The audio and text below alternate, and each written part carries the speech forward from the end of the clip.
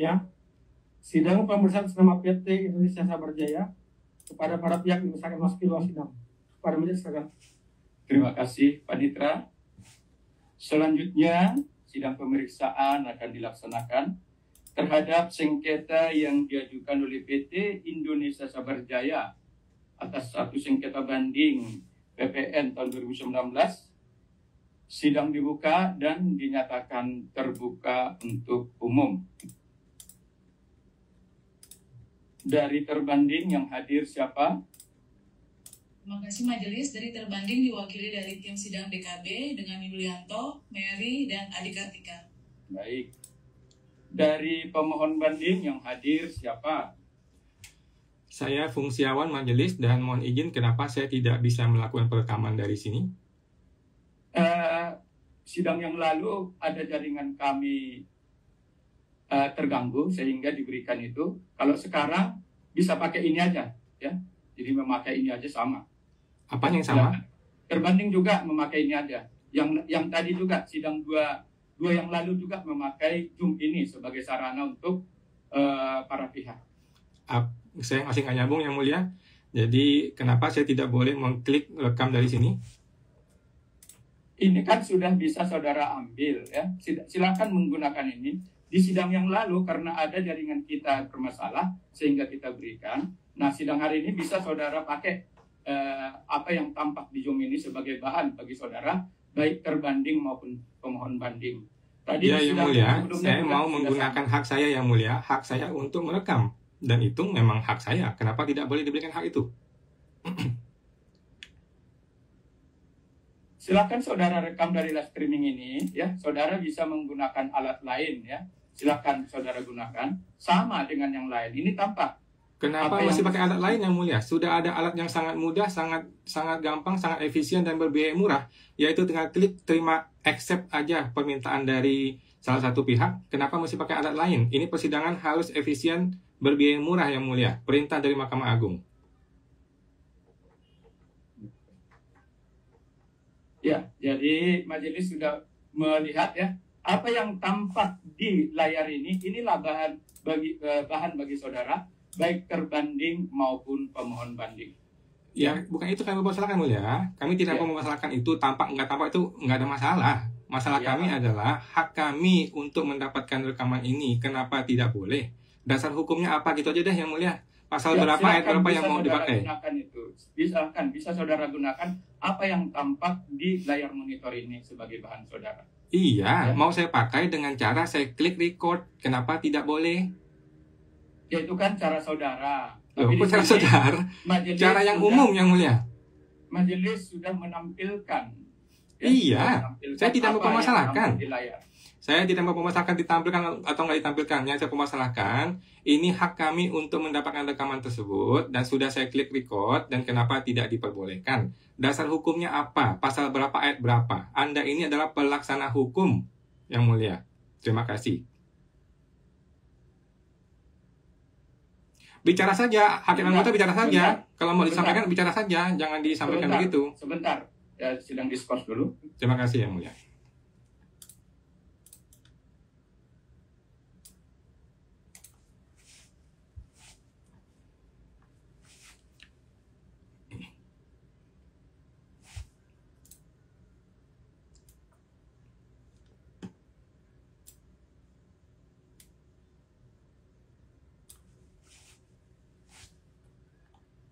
Ya.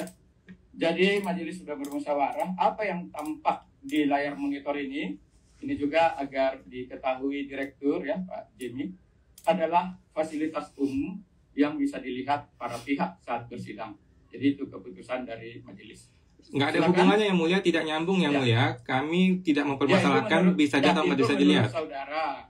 Ya, itu menurut saudara. Tapi majelis pengadilan pajak sudah menyiapkan sarana ini untuk sarana bagi para pihak melihat jalannya persidangan, termasuk hal-hal yang dibutuhkan pada saat persidangan, baik dalam hal suara maupun dalam hal gambar. Masih tidak nyambung yang mulia. Kami mau bertanya, dasar hukumnya apa? Kami tidak boleh klik request to record to this computer.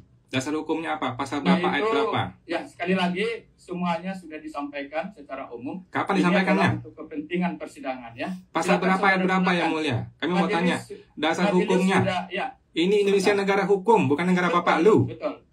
Indonesia negara hukum. Nah, terus Silakan saudara gunakan apa yang sudah tersedia ini. Apa yang sebagai tersedia? sarana di persidangan. iya, sudah tersedia yang namanya request to record to this computer, itu tersedia oleh aplikasi dan kami ingin menggunakan itu yang mulia. Ya, yang lain juga kita menggunakan ini yang sama. Terserah yang lain, saya nggak peduli yang Termasuk mulia. tadi. Kami Ya. patuh pada hukum. Apakah ada hukum yang melarang tersebut? Mohon disampaikan pasal berapa, ayat berapa yang mulia? Ya, di sini saudara mengajukan perpanjangan, ya. Ada surat saudara pemohon banding melalui kuasa, surat permintaan perpanjangan persidangan. Silakan dijelaskan apa maksud dari surat ini. Mohon izin yang mulia, untuk terakhir kalinya kami sampaikan sebelum kami masuk, kenapa kami tidak boleh record to this computer, dasar hukumnya apa. Kalau tidak bisa diberikan dasar hukum, kami akan buat surat gugatan baru ke pengadilan negeri terhadap Anda bertiga karena telah melakukan diduga perbuatan melawan hukum.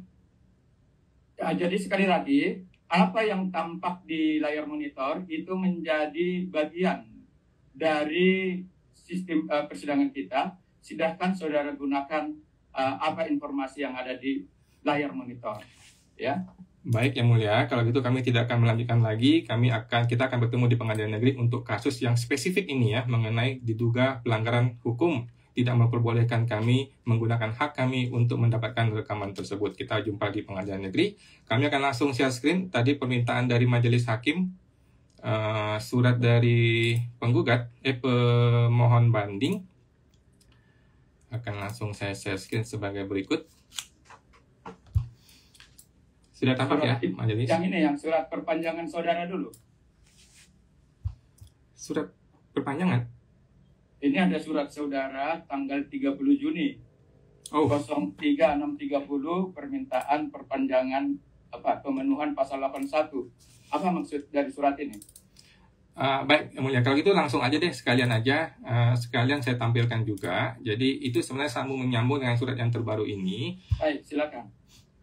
Jadi ini surat terbaru yang mulia, tapi intinya sama saja ya, bahwa ini surat nomor 0708A negara hukum bukan negara pajak _2025. Hal keberatan terhadap pelanggaran kode etik dan pedoman perilaku hakim majelis 11B pada sengketa nomor 007 dan sebagainya. Selanjutnya seperti itu. Yang terhormat Ketua Pengadilan Pajak CQ Majelis 11B, Saudara Liberty Pangadian, Saudara Juwadi Edi Winarto, Saudara Benny Mangoting, bersama dengan panitia pengganti Zul Ashari. Dengan hormat yang mulia, kami sampaikan keberatan sebagai berikut. Hakim kok melawan hukum? Gimana nasib kami rakyat jelata? Poin A, pelanggaran pasal 81 Undang-Undang Pengadilan Pajak. Ini sama menyambung dengan surat yang sebelumnya yang mulia. Objek sengketa dikirimkan tanggal 3 Juni hingga masuk ke surat banding. Surat banding diterima tanggal 29 Agustus. Jatuh tempo. Saudara pemohon, intinya aja sampaikan kepada pokok sengketa. Nanti majelis bisa baca seluruhnya. Ya, bisa baca seluruhnya. Mohon izin yang mulia, karena kami khawatir majelis tidak membaca. Karena itu kami akan menggunakan hak Perlu kami. kita baca bahan-bahan dari para pihak, baik terbanding maupun pemohon banding, membaca seluruhnya. Intinya saja sampaikan, nanti majelis baca. Mohon izin yang mulia, tadi saja saya minta dasar hukum, gak dikasih dasar hukumnya. Jadi kami khawatir yang mulia majelis tidak membaca. Karena itu kami akan bacakan dengan lengkap. Tapi akan tetap kami usahakan untuk diringkas.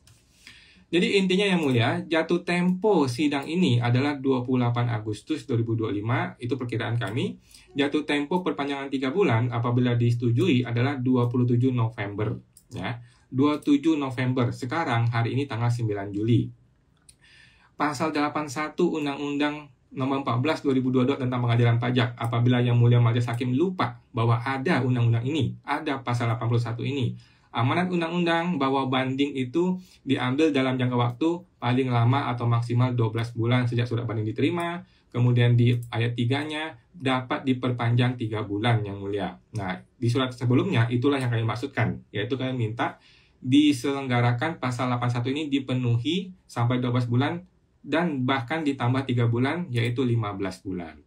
Jadi bahwa undang-undang ini adalah hukum positif yang mulia, hukum positif. telah berlaku dan telah mengamanatkan kepada seluruh pihak, termasuk hakim, bahwa jangka waktu itu maksimal 12+3 yaitu 15 bulan. Artinya sengketa ini secara hukum positif dapat mempunyai jangka waktu 27 November.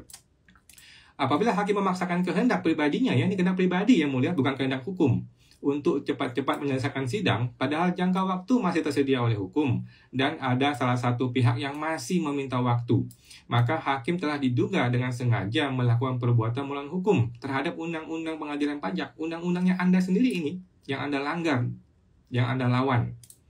Poin B, belum selesai pemeriksaan legal formal tergugat, bahwa hingga pada sidang terakhir pun belum ada kejelasan mengenai legal formal terbanding yang masih kami pertanyakan oleh pemohon banding.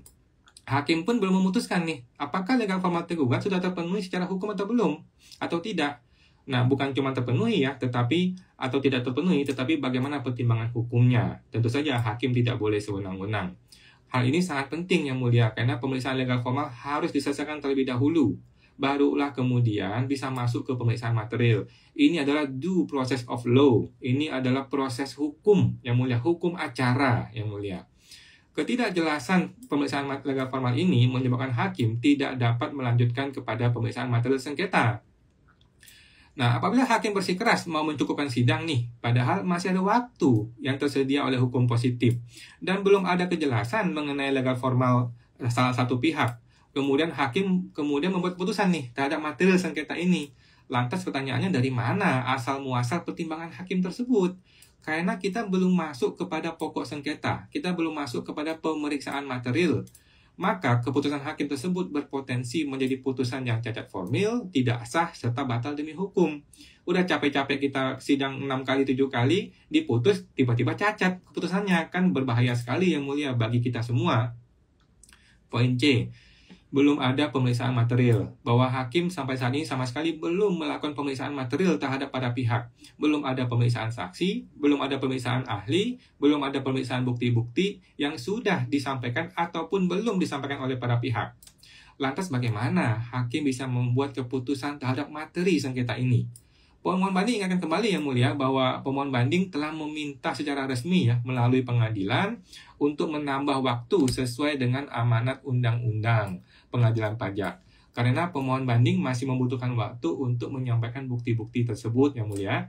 Waktu yang dimaksud tidaklah cukup dengan satu persidangan saja.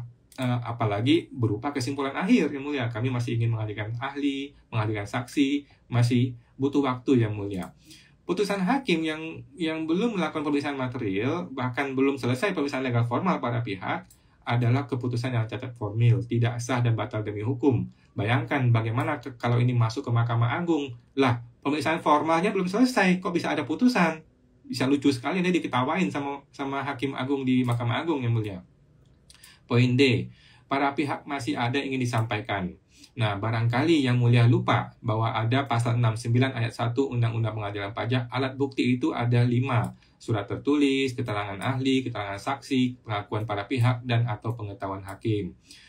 Dan juga yang mulia kalau lupa, saya sampaikan kembali, keputusan bersama Ketua Mahkamah Agung RI dan Ketua Komisi Yudisial nomor 047 dan 02 tentang kode etik dan pedoman perilaku hakim. Yang pertama, hakim harus adil, memberikan yang menjadi haknya daripada pihak. Yang kedua, hakim wajib untuk tidak memihak, dan hakim harus menumbuhkan kepercayaan masyarakat pencari keadilan. Sekarang tidak boleh merekam, bagaimana bisa menimbulkan kepercayaan? Padahal Pak Prabowo mewajibkan kita merekam. Wah, kacau. Nomor 3, hakim dilarang memberikan kesan untuk memihak, dan dilarang memberikan posisi yang istimewa kepada salah satu pihak. Yang keempat, barangkali masih lupa ya bahwa hakim dilarang bersikap menimbulkan kesan memihak kepada para pihak.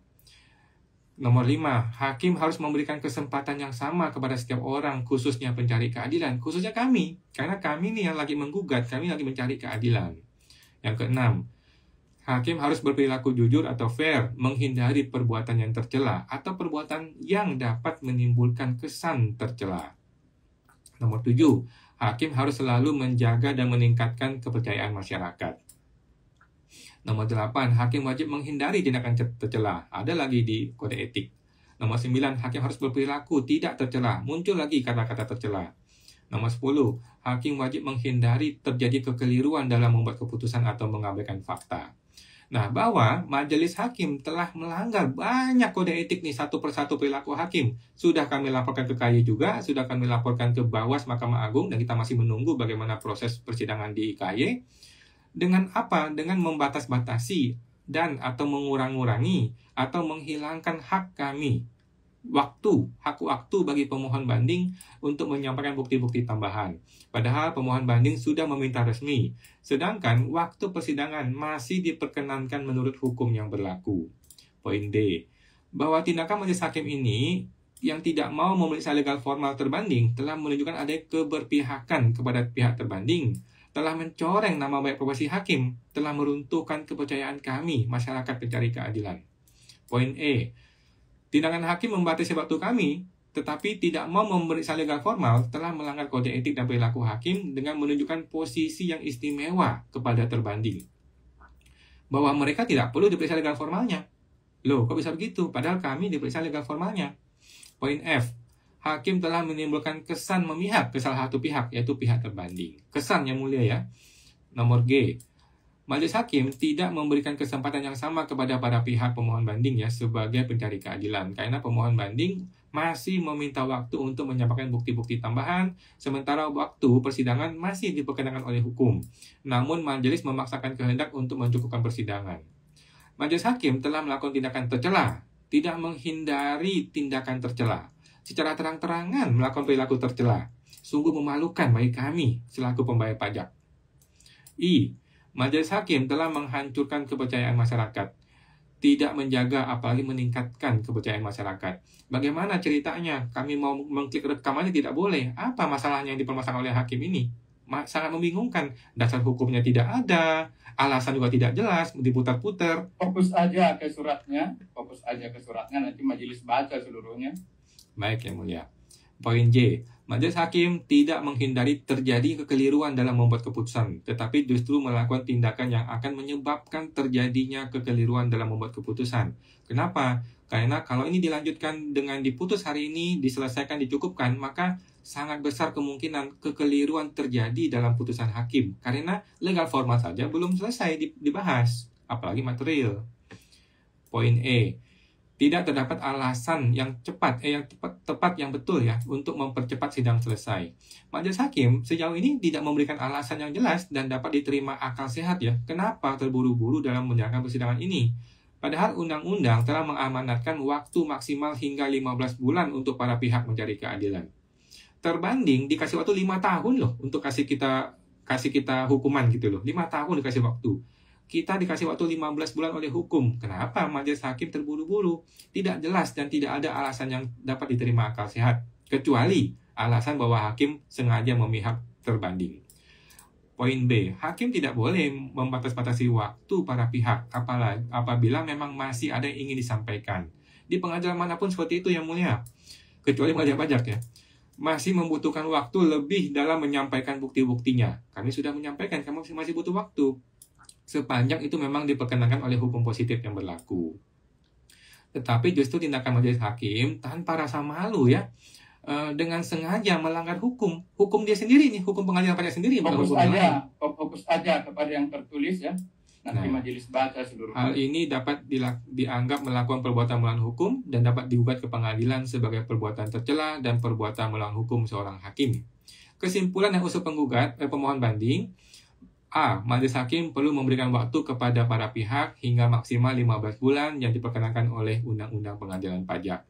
Kalau bukan hukum, siapa lagi yang mau kita ikuti yang mulia? Poin B. Majelis hakim perlu melakukan pemeriksaan legal formal terlebih dahulu, membuat keputusan sela terhadap legal formal tergugat. Jadi di majelis yang lain kami ada tuh putusan sela. Itu bukan putusan ya, tetapi putusan sela gitu. Tetapi putusan sela harus dengan dasar hukum ya, sebelum memulai pemeriksaan material. Poin C, majelis hakim perlu melanjutkan melakukan pemeriksaan material, mengumpulkan bukti-bukti dan fakta persidangan dengan lengkap, barulah dapat membuat keputusan yang tepat. Begitu yang mulia dalam suratnya, dan kami ingatkan bahwa surat ini harus dituangkan dalam putusan apabila tetap mau dipaksakan hari ini selesai ya, dan diperiksa dan dipertimbangkan dan diberikan pendapat hakim, dituangkan di dalam putusan beserta pendapat hakim. Saya mau tahu bagaimana pendapat hakim terhadap surat ini di dalam putusan tersebut. Terima kasih Yang Mulia. Baik, kepada pemohon, baik itu Saudara Jamie Jonta selaku pemohon banding direktur, demikian juga Saudara Fungsawan selaku kuasa hukum. Saudara sudah memberikan informasi penjelasan terkait hari ini. Sidang diskors dulu.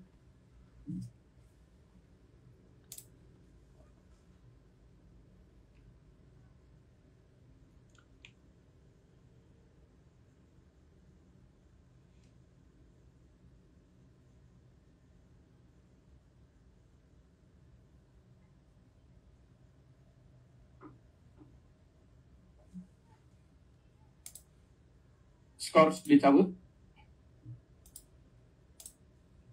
Dari penjelasan yang disampaikan oleh para pihak, ya, ada beberapa hal yang majelis sampaikan. Satu, pasal 4 ayat 2 Undang-Undang 48 tahun 2009 mengenai kekuasaan kehakiman, dan penjelasan pasal 4 ayat 1 Undang-Undang nomor 14 tahun 2002 mengenai pengadilan pajak dikatakan bahwa prinsip penyelesaian perkara dilakukan dengan sederhana, cepat, dan biaya ringan sesuai dengan ketentuan.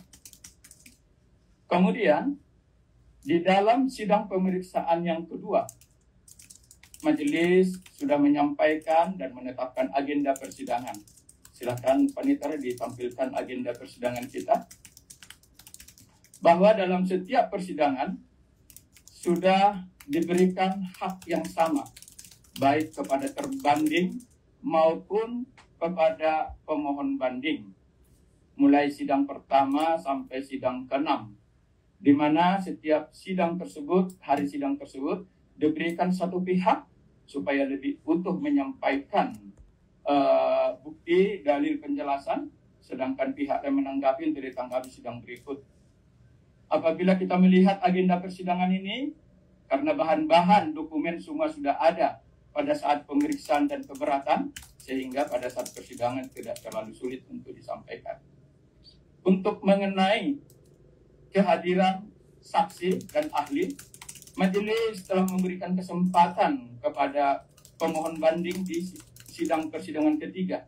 Ya, disampaikan di situ.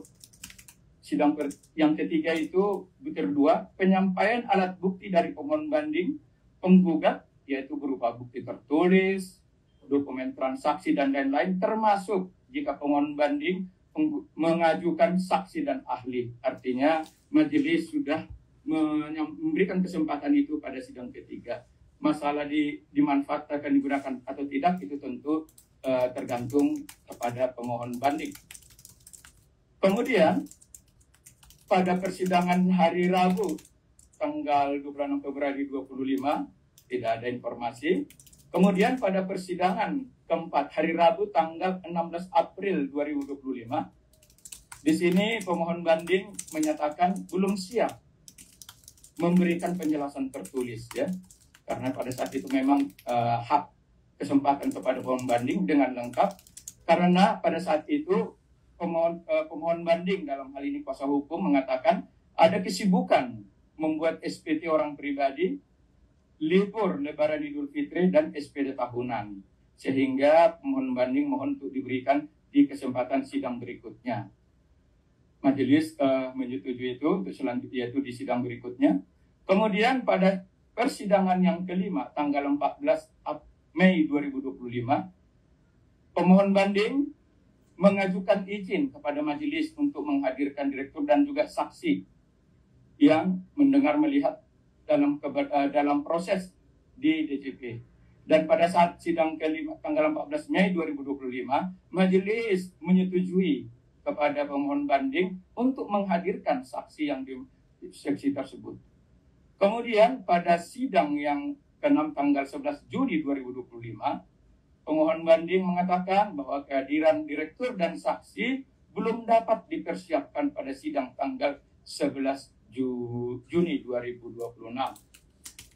Kemudian mengenai jangka waktu 12 bulan, memang itu adalah jangka waktu maksimum.